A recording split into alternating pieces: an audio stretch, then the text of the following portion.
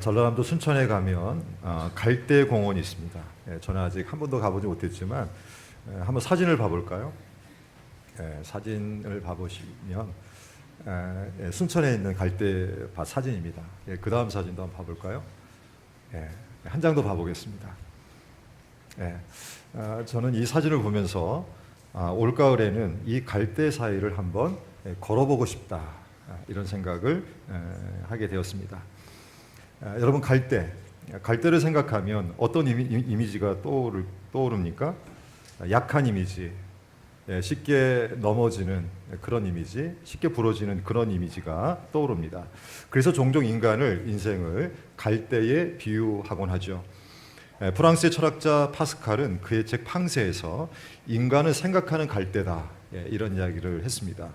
또 미국의 여류 작가 중에 대지라는 책으로 노벨 문학상을 받은 펄벅이라는 분이 계신데요. 이분이 우리나라가 가장 약하고 힘든 때, 시대적으로 가장 어려운 때, 즉 구한말부터 1945년까지 해방을 배경으로 책을 한 권 씁니다. 여러분, 그 책 이름이 살아있는 갈대라는 책입니다. 또 영국의 대문호인 섹스피어는 그의 작품 햄릿에서 이미 우리가 다 한 번 이상은 들어본 유명한 이런 이야기를 했죠. 여자는 세상에서 제일 약한 것, 바람에 흔들리는 갈대와 같은 것. 여러분, 이처럼 갈대는 연약함을 가진 삶, 연약함을 가진 인생을 상징합니다. 자, 그런데 성경을 읽어보면 성경에서도 연약한 인간, 나약한 인간을 갈대에 비유합니다. 마태복음 11장에 보면 예수님께서 사람들에게 이런 말씀을 하신 적이 있습니다. 너희가 무엇을 보려고 광야에 나갔더냐? 바람에 흔들리는 갈대냐? 바람에 흔들리는 갈대냐? 연약한 인간을 비유하고 있는 주의 말씀입니다. 또 열왕기상 14장에 보면 죄로 인하여 비운에 빠져 있는 이스라엘의 운명을 갈대의 운명으로 표현하기도 했습니다. 여호와께서 이스라엘을 쳐서 물에서 흔들리는 갈대같이 되게 하시고, 물에서 흔들리는 갈대, 여러분 생각만 해도 뭔가 되게 불안함을 보여줍니다. 또 우리가 오늘 읽은 이사야 42장 3절을 보시면 연약한 인생들을 가리켜서 상한 갈대, 이렇게도 말씀하고 있습니다. 여러분, 이런 것을 보면 성경에서도 갈대는 강한 이미지, 그런 이미지보다는 연약한 이미지, 나약한 이미지, 뭔가 부족한 그런 이미지가 있습니다. 자, 근데 저는 오늘 본문을 읽으면서, 오늘 우리가 이사야 말씀도 읽었고 마태복음 말씀도 읽었는데, 근데 오늘 우리가 좀 주목하게 되어지는 것이 있습니다. 그 연약한 갈대, 힘이 없는 갈대, 쉽게 넘어지는 갈대가 누구의 손에 들려 있는가, 여기에 주목하고 싶습니다. 자, 오늘 본문 마태복음 27장 27절로 29절 말씀, 우리 다 함께 다시 한번 같이 읽어봅시다. 이에 총독의 군병들이 예수를 데리고 관정 안으로 들어가서 온 군대를 그에게로 모으고 그의 옷을 벗기고 홍포를 입히며 가시관을 엮어 그 머리에 씌우고 갈대를 그 오른손에 들리고 그 앞에서 무릎을 꿇고 희롱하여 이르되 유대의 왕이여 평안할지어다 하며. 여러분, 이 내용은 지금 예수님께서 십자가를 지시기 전에 군병들에 의해서 지금 희롱받고 있는 장면인데요. 근데 이 내용 속에 이런 표현이 나옵니다. 갈대를 그 오른손에 들리고. 여러분, 갈대가 누구의 오른손에 들려 있습니까? 바로 우리 예수님의 손에 들려 있다는 것이죠. 십자가를 지시기 전 처절하게 고통받으시는 상황에 계신 우리 예수님의 손에 갈대가 들려 있습니다. 여러분, 물론 이것은 우리 예수님이 의도하신 것이 아닙니다. 빌라도의 법정에서 빌라도의 군병들의 손에 의해서 강제적으로 들려진 것이죠. 지금 군병들은 십자가 사형 선고를 받으신 예수님을 조롱하고 있습니다.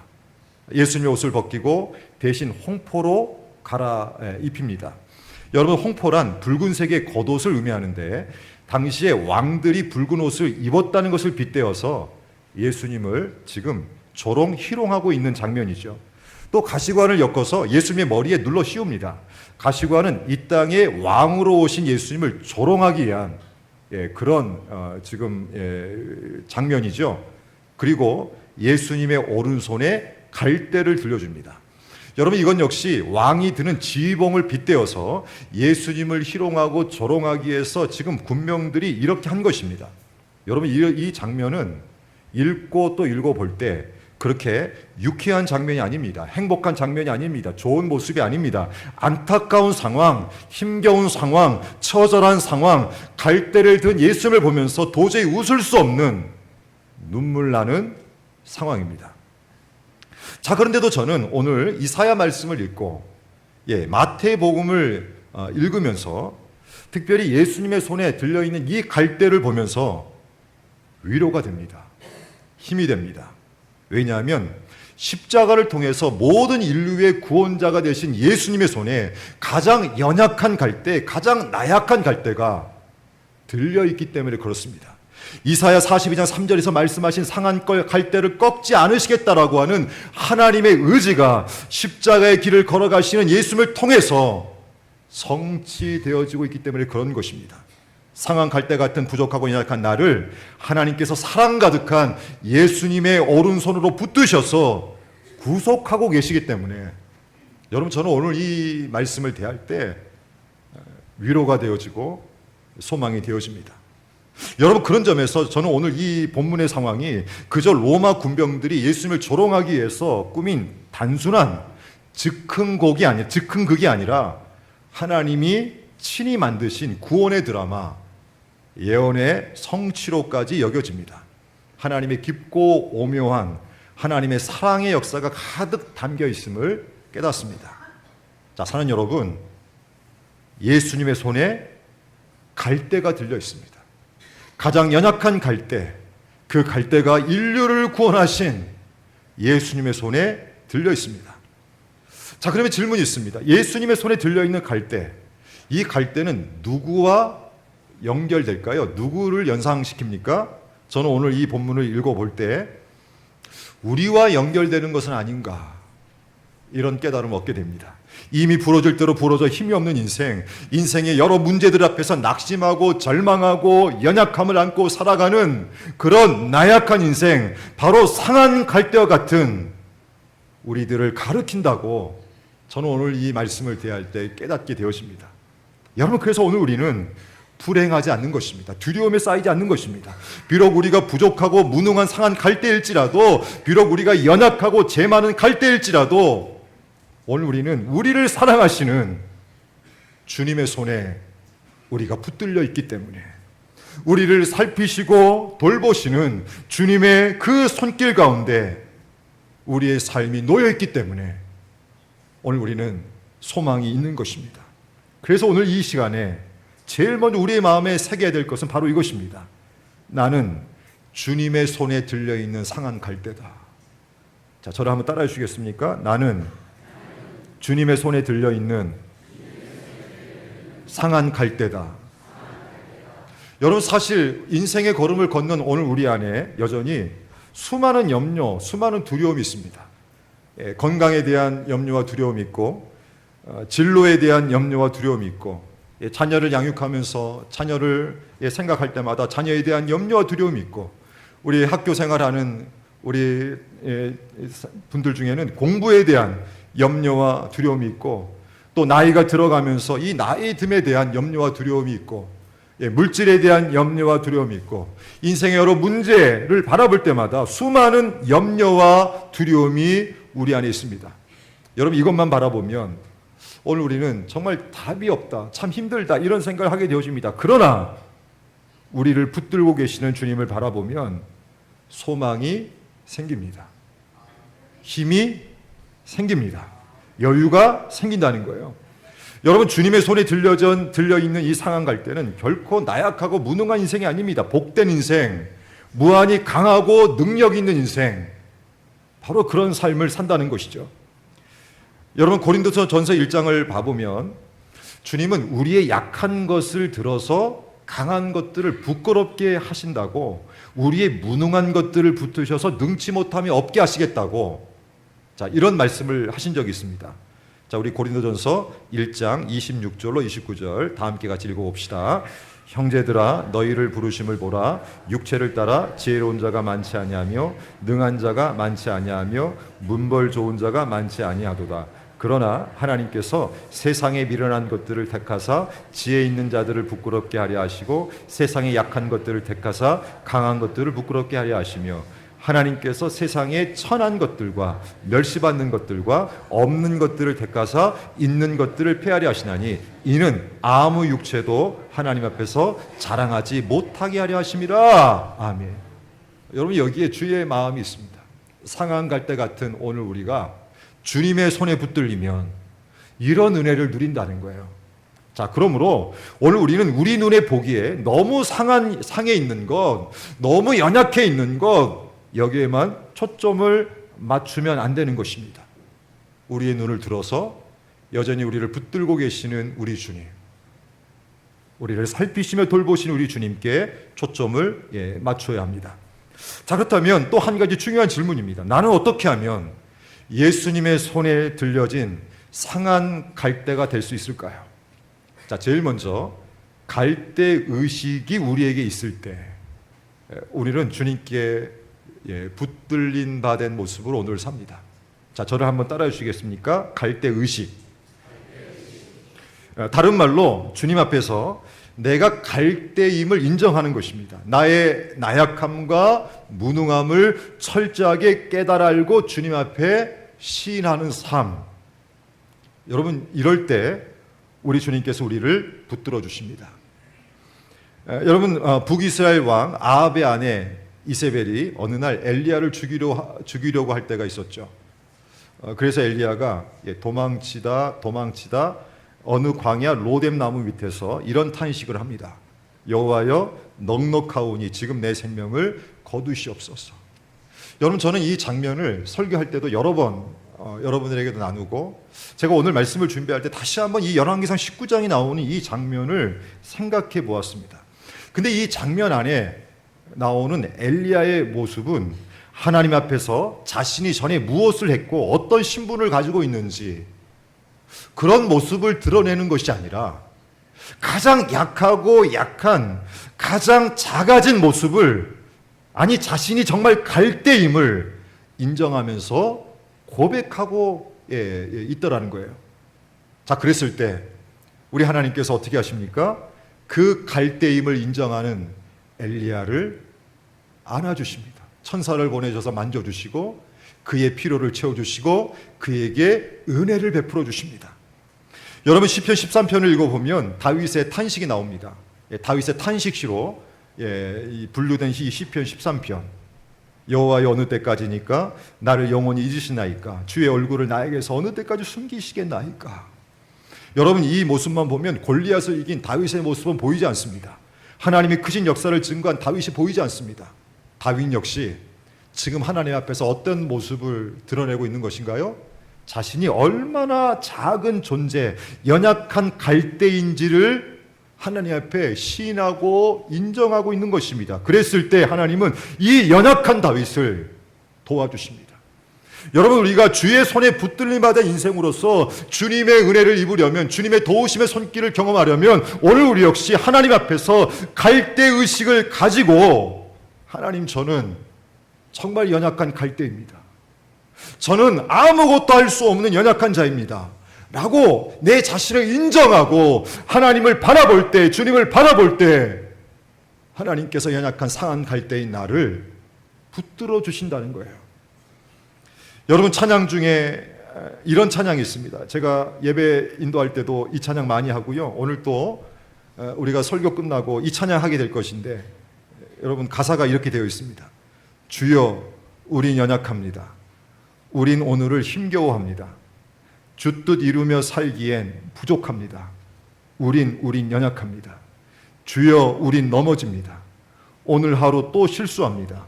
주의 긍휼을 구하는 죄인입니다. 우린 주만 바라봅니다. 여러분, 저는 이 찬양할 때마다 이 가사가 저의 실존적인 내면의 삶의 이 모습을 담고 있는 것 같아서 이 찬양할 때 이건 나의 찬양이다, 이런 생각을 하면서 부를 때가 많습니다. 그런데 이 찬양의 결론을 보면 주님을 바라보고 주님을 의지할 때 주님께서 붙들어 주시는 갈대의식을 인정하고 갖고 나의 연약함을 인정할 때 주님이 나를 붙들어 주시는 그 고백이 담겨 있습니다. 그래서 이 찬양을 부를 때마다 위로가 되어지고 힘이 되더라고요. 여러분, 우리가 주님 앞에 내가 누구인지 이 의식을 하고 사는 것이 중요합니다. 자, 오늘 2부 예배 드리시는 여러분들은 갈대의식이 있습니까?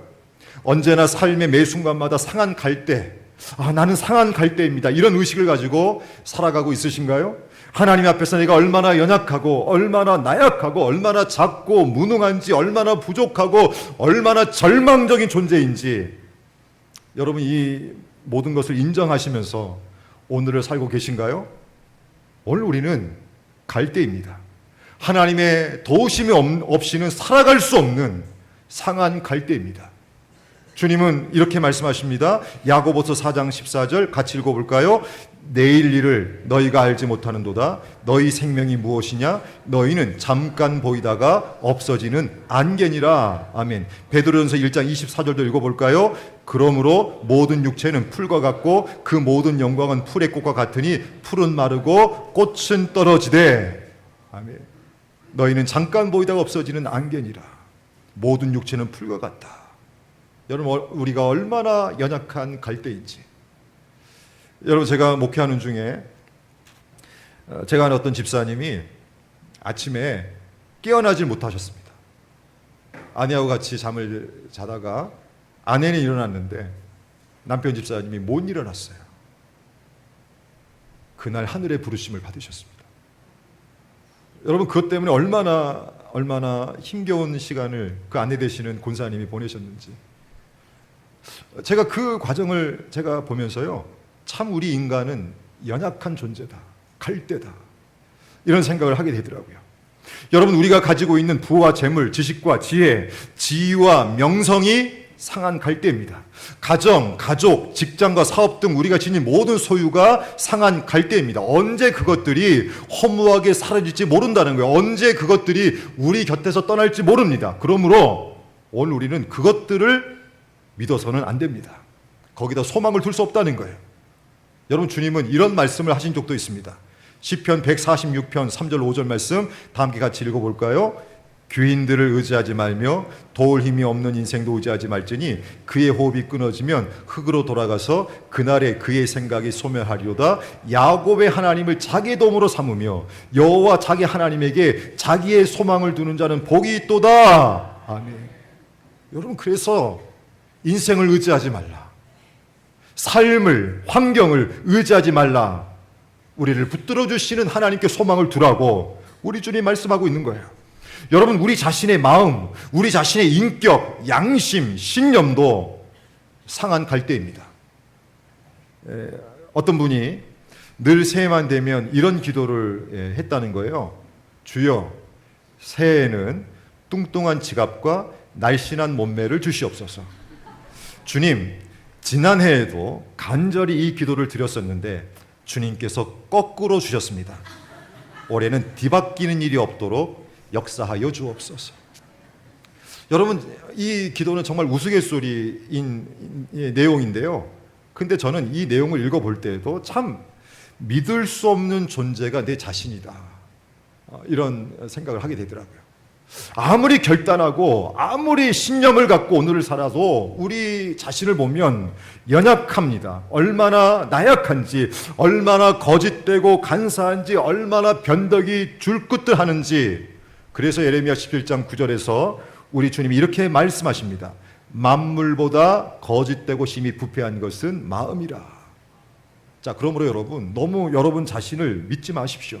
내가 믿을 만한 존재라고 과신하지 마십시오. 내 마음도, 내 행실도, 내 신념도, 내 의지도, 내 인격도, 내 양심도 믿을 만한 게 못 됩니다. 여러분, 그토록 믿음 좋았던 다윗도 한순간 정욕과 명예욕 앞에서 무너졌습니다. 죽을지언정 결코 주님을 떠나지 않겠다고 결단했던 예수님의 수제자인 베드로 역시 어린 소녀 앞에서 예수님을 모른다고 3번이나 부인했습니다. 여러분, 이것이 오늘 우리의 모습이에요. 오늘 우리는 갈대입니다. 갈대예요. 상한 갈대입니다. 지금 내 마음이 바르다고, 지금 내가 신앙생활을 어느 정도 잘하고 있다고 여러분 큰 소리 치지 마십시오. 남을 지적하고 비판하기 전에 내가 누구인지를 인식하십시오. 오늘 우리는 정말 상한 갈대입니다. 여러분, 제가 지금 목사로서 23년째 목회를 하고 있습니다. 전도사 때부터 연수를 계산해 보니까요 29년째입니다. 29년째.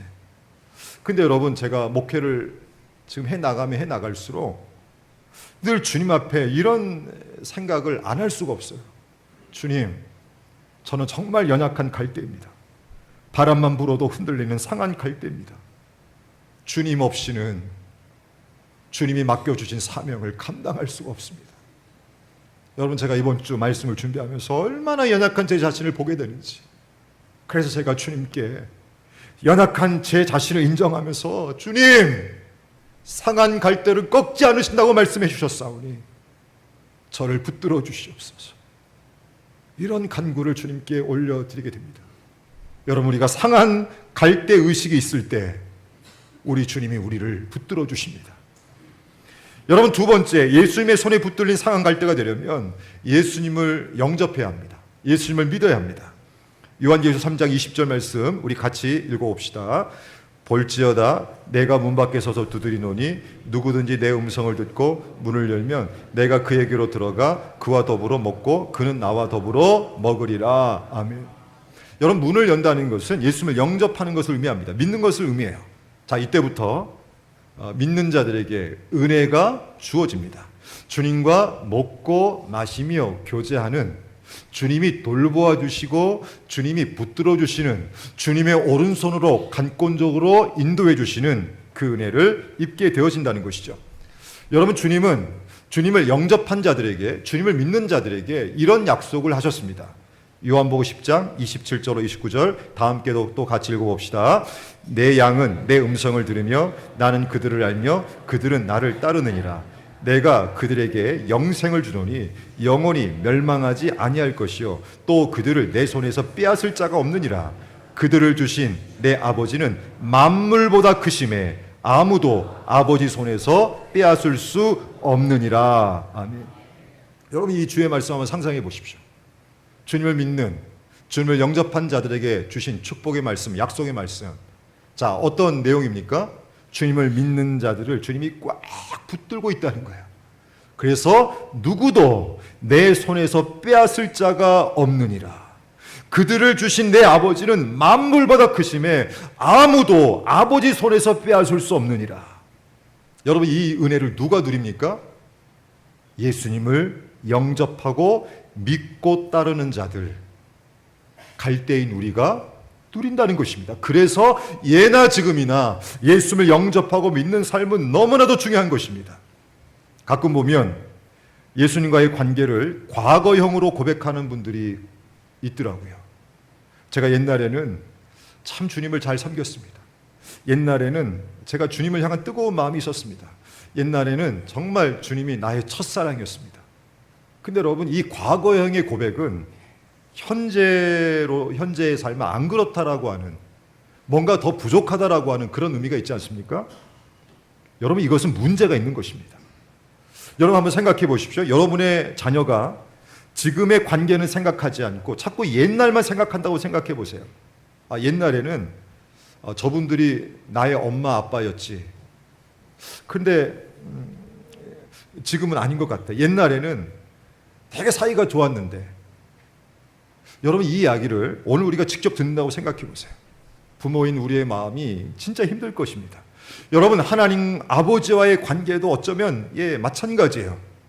과거형이면 하나님이 기뻐하지 않는다는 거예요. 지금이 중요하다는 것입니다. 현재가 중요하다는 거예요. 지금 예수를 믿고 예수를 영접하고 우리 안에 계신 예수님과 교제할 때에 우리를 붙들어 주시는, 주님의 오른손으로 인도해 주시는 그 은혜를 오늘 우리가 누리게 되어진다는 것입니다. 여러분, 모세가 든 지팡이는 작은 막대기였습니다. 하찮은 나무였어요. 그러나 그가 실존적으로 현재 하나님을 믿고 하나님을 의지했을 때 그 연약한 지팡이는 홍해를 가르고 반석을 쳤을 때, 바위를 쳤을 때 샘이 터져 나오는 능력의 지팡이, 기적의 지팡이가 되었습니다. 여러분, 물고기 2마리와 떡 5개는 정말 작은 것에 불과했습니다. 그것이 한 어린아이의 손에 들려져 있을 때는 정말 작은 한 어린아이의 한 끼의 도시락에 불과했습니다. 그러나 그것이 전능하신 예수님의 손에 들리자 놀라운 영광의 도구가 되었습니다. 5,000명이 먹고도 12광주리가 남는 기적의 매개체가 되어졌다는 거예요. 여러분, 오늘 우리도 동일합니다. 예수님의 손에 우리가 들리면 우리의 삶을 새로워진다는 거예요. 상한 갈대인 내가 주님의 역사의 통로, 주님의 놀라운 은혜의 통로로 쓰여질 수 있다는 것입니다. 그래서 예수님을 영접하는 것이 중요합니다.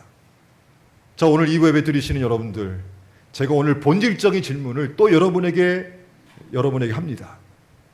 여러분들은 예수님을 영접하셨습니까? 정말 예수님을 믿고 계신가요?